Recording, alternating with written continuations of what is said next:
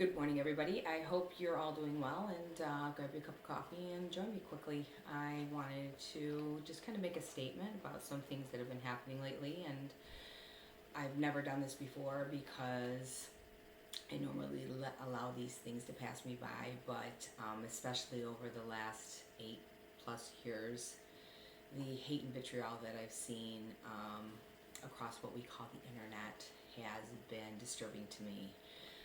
Um, a couple of years I was guided to take some time to myself, and I have taken that time to myself. And while I've taken this time to myself, I've been in the process of rearing a little one, and I've watched hate and rhetoric and bullying build up across what we call the internet and technology to a fever pitch. And for me, it just brings me back to the schoolyard where if you weren't with the cool kids, the bullies were going to gang up on you and destroy your self-confidence and take away your self-esteem and make you feel less than.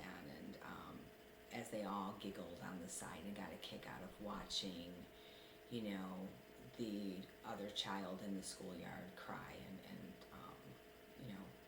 which leads to other things of mental illness, emotional illness, all of those type of things. And what I've seen across the internet really relates to those type of things. Yet I see a lot of people that really have lost their way in life, lost their faculties, and have decided that it's better to be hanging out with cool kids and jumping on the bandwagon than using my own discernment, my own God-given gift, my own God-given nature to know the difference between right and wrong. There's one thing that my mother taught me when I was a child. It was, if you don't have anything nice to say, then you shouldn't say anything at all.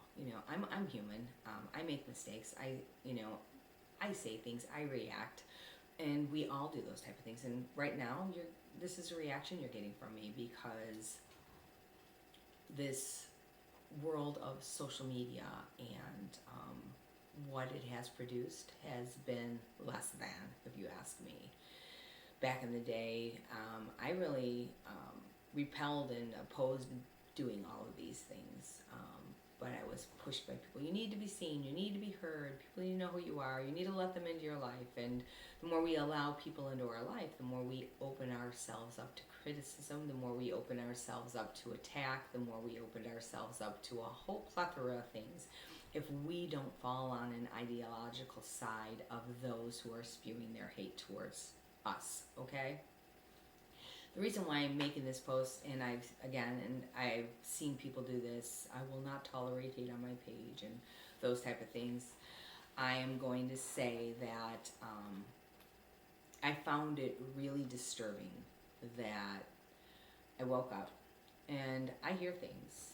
And I don't post everything I hear. As I said, I've taken a break, and I was told to take a break. So there's a lot of things that I hear that I have not posted. There's a lot of things that I've written that I have not posted. And I've done it because my spirit wasn't leading me to do it, but my spirit's leading me to do this. Could it be my spirit? Could it be my humanness? I think it's a little bit of both, because I'm really disturbed by comments on a post that I recently got. Now, I've got comments over the year. I've been called a Hitler. I've been called a communist. I was told by another spiritual person, I don't know what God you worship, but you don't worship the same God that we do. And I sit here and think, there's one God, and I think, I don't know who you're worshiping or who you think I should be worshiping, but I worship the living God, and that's the way that it is for me. So I put up a post, and I heard Charlie Kirk will be recognized as the Martin Luther King of our day, and that's how people are going to start referring to him.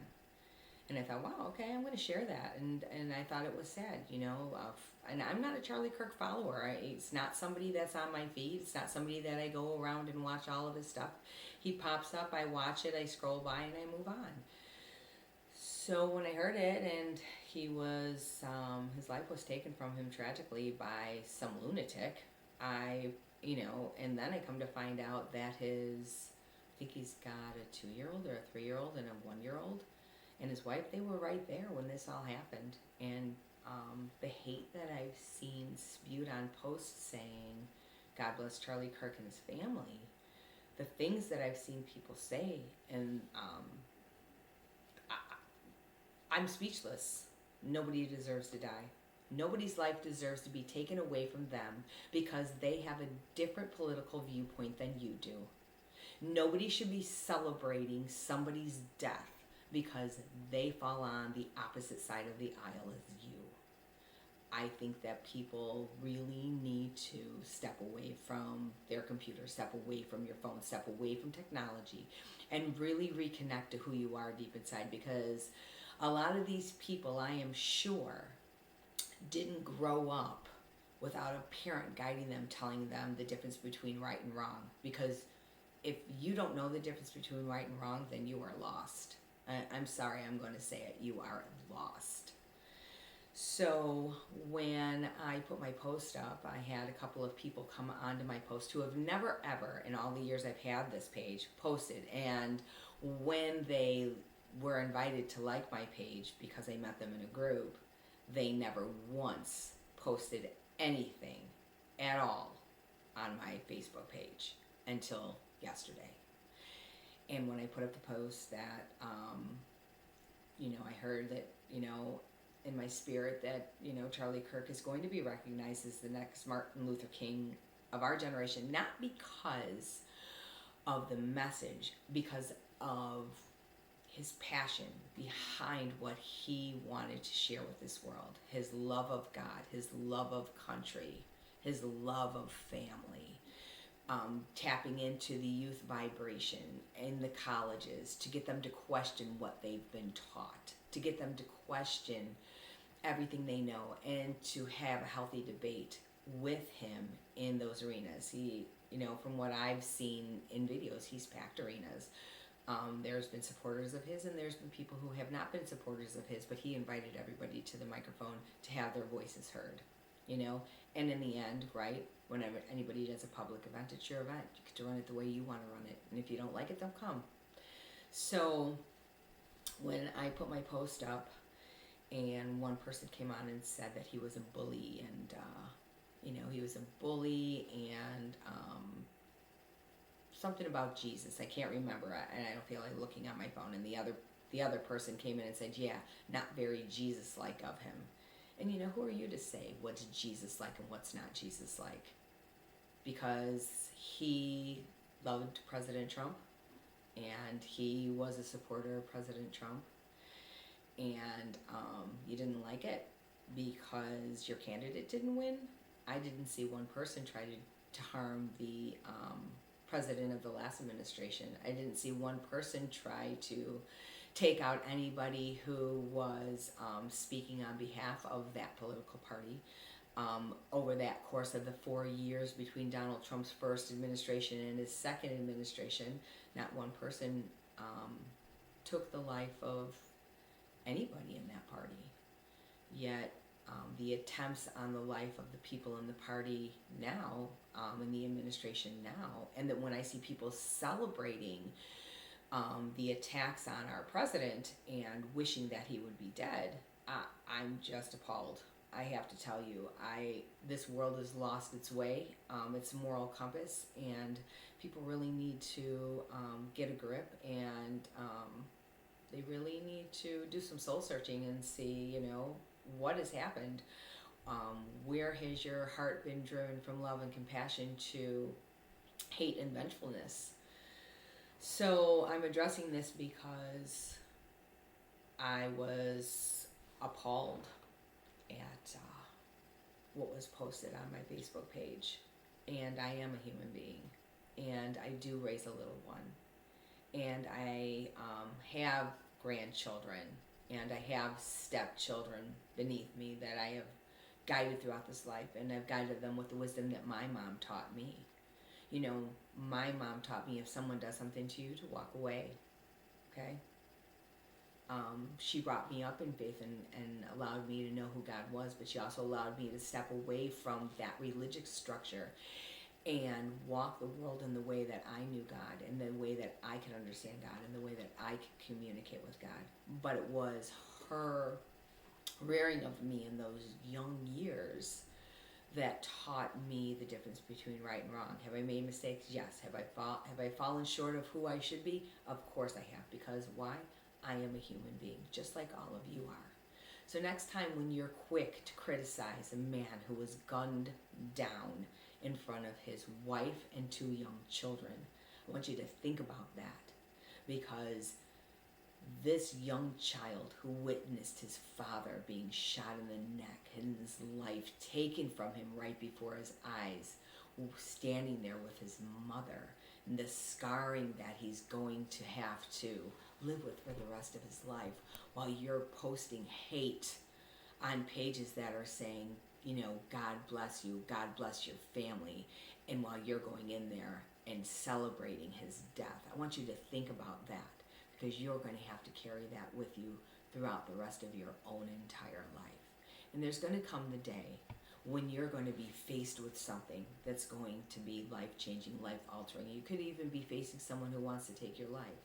And the person that you're going to call out to, the only person that you're going to be able to call out to is God. And that's the person,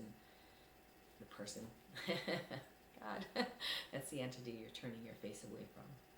You're turning your face away from the creator of all things. Jesus came here. When you say he's not very Jesus-like. When Jesus, during Passover, right before his crucifixion, went into the temple, had a whip, tore down the temple of the money changers, knocking the things to the ground, saying, "You have turned my Father's house into a den of thieves instead of a place of worship." That is what the internet is. It's a den of thieves who has pulled people away from worshiping the Father, knowing God, knowing Christ. And that's what Charlie Kirk stood for. One of the things that he stood for the most was his faith, and teaching people to have that faith, and teaching people to understand who Jesus was and why he did the work that he did.